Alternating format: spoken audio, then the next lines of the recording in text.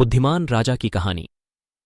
सालों पहले एक नगर में एक बुद्धिमान राजा राज्य करता था। उनकी बुद्धि और होशियारी की चर्चा दूर दूर तक थी। राजा कभी भी बिना सोचे समझे कुछ नहीं कहता और न ही किसी आरोपी की बात सुने बिना उसे सजा सुनाता था।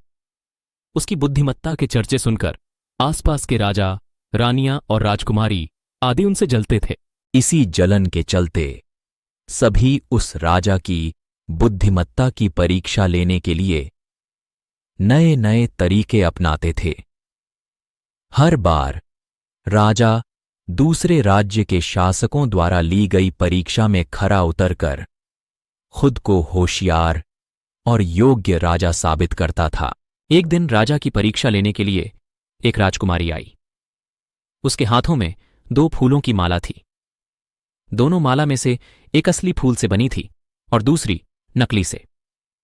उन दोनों मालाओं को देखकर उनका ये भेद बिल्कुल पता नहीं चल पाता था।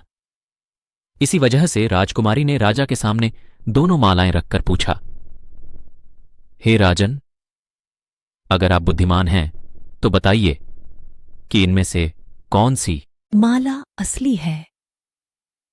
राज दरबार में बैठे सभी दरबारी माला को देखकर हैरान थे, क्योंकि किसी को समझ नहीं आ रहा था कि असली फूलों की माला कौन सी है।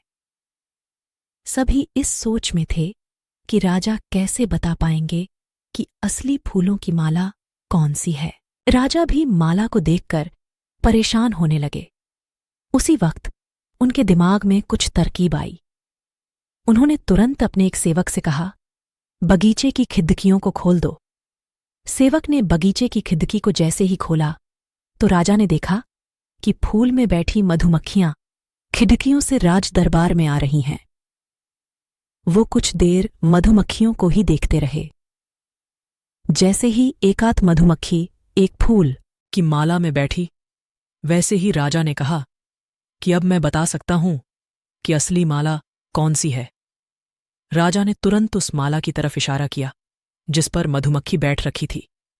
राजा की होशियारी देखकर दरबार में मौजूद सभी उनकी तारीफ करने लगे। सभी कहने लगे कि हर राज्य को आपके जैसे ही बुद्धिमान राजा की जरूरत है। राजकुमारी भी राजा के बुद्धिमत्ता देखकर खुश हो गई।